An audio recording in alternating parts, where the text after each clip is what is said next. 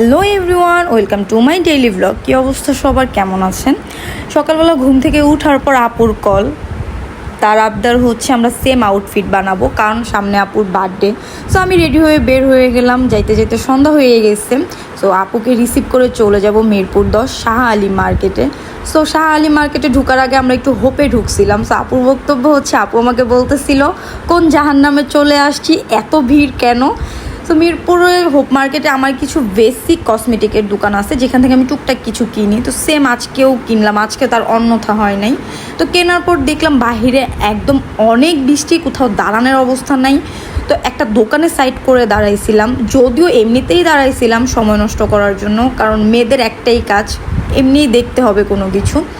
তো ফাইনালি আমরা অনেকগুলো দোকান ঘোরার পর আমাদের আউটফিট পাইছি। তাও আপুর মন মতো হইতেছিল না, বলতেছিল যেটা হবে কি না, তাও আমরা ট্রাই করতেছিলাম। তো এখান থেকে কেনা শেষ করে চলে গেলাম ফুচকা খাইতে, কারণ মেয়েদের উইকনেসের জায়গা হচ্ছে ফুচকা।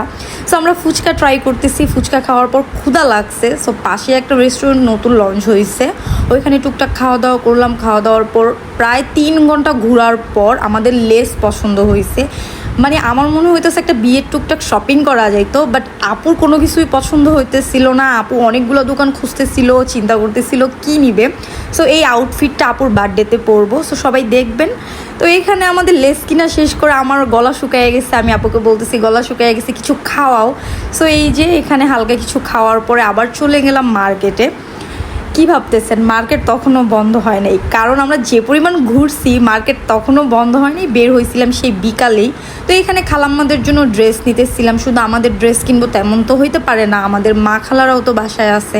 সো ওদের জন্য ড্রেস কিনলাম। ড্রেস কিনা শেষ করে আপুকে বলতেছি, অনেক রাত হয়ে গেছে, অলমোস্ট তখন 12টা+ বাজে।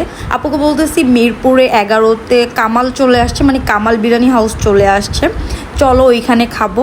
তো আমরা চলে গেলাম ওইখানে খাওয়া দাওয়ার জন্য। যে দেখলাম নতুন পাতিল হয়তো ওরাও ভাঙছে, এরকম টাইপ কিছু একটা হবে। সো এখানে আপু খাইতেছিল আর বলতেছিল কাবাবটা ভালো হয় নাই। তাও খাওয়া দাওয়া করলাম। খাওয়া দাওয়া করে বাসার জন্য নিলাম, নিয়ে তো টুকটুক করে বাসায় চলে আসছি। আজকে এই পর্যন্তই। আল্লাহ হাফেজ, সবাই ভালো থাকবেন।